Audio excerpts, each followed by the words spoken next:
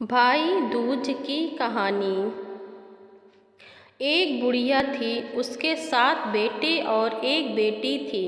बेटी की शादी हो चुकी थी। जब भी उसके बेटे की शादी होती, फेरों के समय एक नाग आता और उसके बेटे को डस लेता था। बेटा वहीं ख़त्म हो जाता और बहू विधवा हो जाती। इस तरह उसके 6 बेटे मर गए।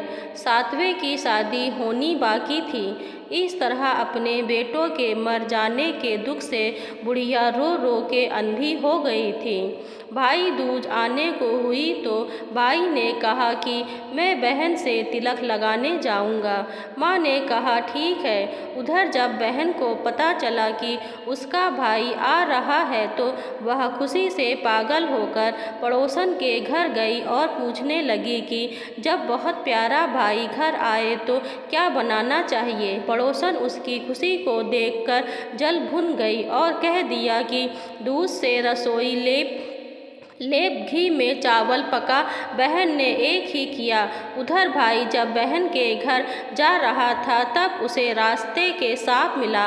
सांप उसे डसने को हुआ। भाई बोला तुम मुझे क्यों डस रहे हो। सांप बोला मैं तुम्हारा काल हूँ और मुझे तुमको डसना है। भाई बोला मेरी बहन मेरा इंतजार कर रही है। मैं जब तिलक करा के वापस लौटूंगा तब तुम मुझे डस लेना। सांप ने कहा भला तब कोई अपनी मौत के लिए लौट के आया है जो तुम आओगे। भाई ने कहा अगर तुझे यकीन नहीं है तो तू मेरे झोले में बैठ जा। जब मैं अपनी बहन के तिलक कर लूँ तब तू मुझे डस लेना। सांप ने ऐसा ही किया। भाई बहन के घर पहुँच गया। दोनों बड़े खुश हुए। भाई बोला बहन जल्दी से खाना दे, बड़ी भूख लगी है। बहन क्या करे, ना तो दूध की रसोई सूखे ना ही घी में चावल पके। भाई ने पूछा बहन इतनी देर क्यों लग रही है, तू क्या पका रही है। तब बहन ने बताया कि ऐसे किया है। भाई बोला पगली कहीं घी में भी चावल पके हैं या दूध कोई रसोई लीपे हैं। गोबर से रसोई लीप दूध में चावल पका। बहन ने ऐसा ही किया। खाना खा के भाई को बहुत जोर नींद आने लगी। इतने में बहन के बच्चे आ गए। बोले मामा मामा मेरे लिए क्या लाए हो। भाई बोला मैं तो कुछ नहीं लाया। बच्चों ने वह झोला ले लिया जिसमें सांप था। जैसे ही उसे खोला उसमें से हीरे का हार निकला। बहन ने कहा भैया तूने बताया नहीं कि तू मेरे लिए इतना सुंदर हार लाए हो। भाई बोला बहना मुझे पसंद है तो तू ले ले, मुझे हार का क्या करना। अगले दिन भाई बोला अब मुझे जाना है, मेरे लिए खाना रख दे। बहन ने उसके लिए लड्डू बना के एक डिब्बे में रख के दे दिए। भाई कुछ दूर जाकर थक कर एक पेड़ के नीचे सो गया।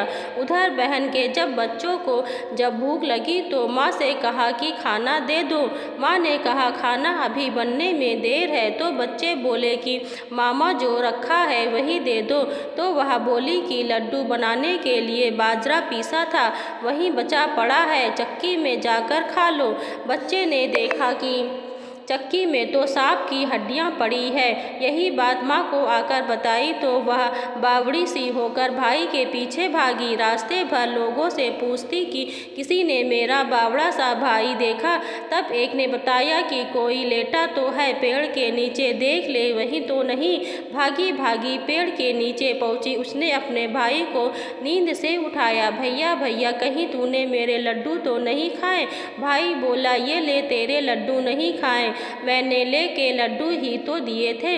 उसके भी पीछे पीछे आ गई। बहन बोली नहीं भाई तू झूठ बोल रहा है, जरूर तूने खाया है, अब तो मैं तेरे साथ चलूँगी। भाई बोला तू ना मान रही है तो चल, फिर तू झूठ बोल रहा है, जरूर तूने खाया है, अब तो मैं तेरे साथ चलूँगी। भाई बोला तू ना मान रही है तो चल। फिर चलते चलते बहन को प्यास लगती है।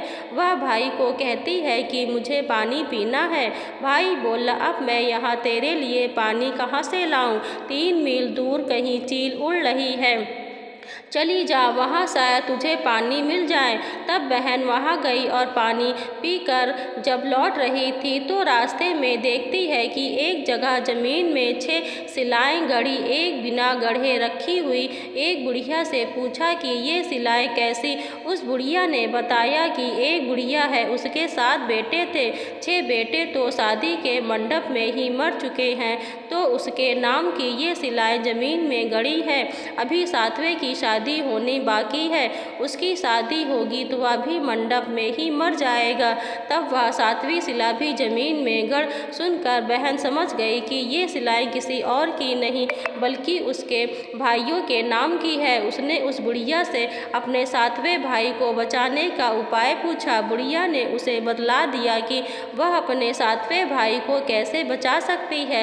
जब जानकर वह वहाँ से अपने बाल खुले करके पागलों की तरह अपने भाई को गालियाँ देती हुई चली। भाई के पास आकर बोलने लगी, तू तो जलेगा, कुटेगा, मरेगा। भाई उसके ऐसे व्यवहार को देखकर चौंक गया, पर उसे कुछ समझ नहीं आया। इस तरह दोनों भाई बहन माँ के घर पहुँच गए। थोड़े समय के बाद भाई के लिए सगाई आने लगी। उसकी शादी तय हो गई। जब भाई को सहरा पहनाने लगे तो वह बोली, इसको क्यों सहरा बांधेगा? सहरा तो मैं बांधूंगी, ये तो जलेगा, मरेगा। सब लोगों ने परेशान होकर सहरा बहन को दे दिया। बहन ने देखा उसमें कालंगी की जगह सांप का बच्चा था। बहन ने उसे निकाल के फेंक दिया। जब वह भाई घोड़ी चढ़ने लगा तो बहन फिर बोली, ये घोड़ी पर क्यों चढ़ेगा? घोड़ी पर तो मैं बैठूंगी, ये तो जलेगा, मरेगा। इसकी लाश को चील कौवे खाएंगे। सब लोग बहुत परेशान थे। सब ने उसे घोड़ी पर भी चढ़ने दिया।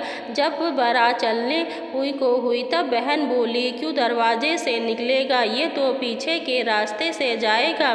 दरवाजे से तो मैं निकलूंगी। जब वह दरवाजे के नीचे जा रही थी तो दरवाज़ा अचानक गिरने लगा। बहन ने एक ईंट उठाकर अपनी चुनरी में रख ली। दरवाज़ा वहीं की वहीं रुक गया। सब लोगों ने बड़ा चंभा हुआ। रास्ते में एक जगह बारात रुकी तो भाई को पीपल के पेड़ के नीचे खड़ा कर दिया। बहन कहने लगी, ये क्यों छाँव में खड़ा होगा? ये तो धूप में खड़ा होगा। छाँव में तो मैं खड़ी होंगी। जैसे ही वह पेड़ के पास खड़ी हुई, पेड़ गिरने लगा। बहन ने एक पत्ता तोड़कर अपनी चुनरी में रख लिया। पेड़ वहीं की वहीं रुक गया। अब तो सबको विश्वास हो गया कि ये बावली कोई जादू टोना सीख कर आई है, तो बार बार अपने भाई की रक्षा कर रही है। ऐसे करते करते फेरों का समय आ गया। जब दुल्हन आई तो उसने दुल्हन के कान में कहा, अब तक मैं तेरे पति को बचा लिया, अब तू ही अपने पति को और साथ ही अपने मरे हुए जेठों को बचा सकती है। फेरों के समय एक नाग आया। वो जैसे ही दूल्हे को डसने को हुआ, दुल्हन ने उसे एक लोटे में भर के ऊपर से प्लेट से बंद कर दिया। थोड़ी देर बाद नागिन लहर लहर करती दुल्हन से बोली, तू मेरा पति छोड़। दुल्हन बोली, पहले तू मेरा पति छोड़। नागिन ने कहा, ठीक है, मैंने तेरा पति छोड़ा। दुल्हन ने कहा, ऐसे नहीं, पहले 3 बार बोल। नागिन ने 3 बार बोला। फिर बोली कि अब मेरे पति को छोड़। पति बोली, एक मेरे पति से क्या होगा? हंसने बोलने के लिए जेठ भी तो होना चाहिए। एक जेठ भी छोड़। नागिन ने जेठ के भी प्राण दे दिए। फिर दुल्हन ने कहा, एक जेठ से लड़ाई हो गई तो एक और जेठ छोड़। वे विदेश चला गया तो तीसरा जेठ भी छोड़। इस तरह एक एक करके दुल्हन ने अपने 6 जेठ जीवित करा लिए। उधर रो रो के बुढ़िया का बुरा हाल था कि तो मेरा 7वां बेटा भी बाकी बेटों की तरह मर जाएगा। गांव वालों ने उसे बताया कि उसके 7 बेटा और बहुएं आ रही हैं। तो बुढ़िया बोली, अगर यह बात सच हो तो मेरी आँखों की रोशनी वापस आ जाए और मेरे सीने से दूध की धार बहने लगे। ऐसा ही हुआ।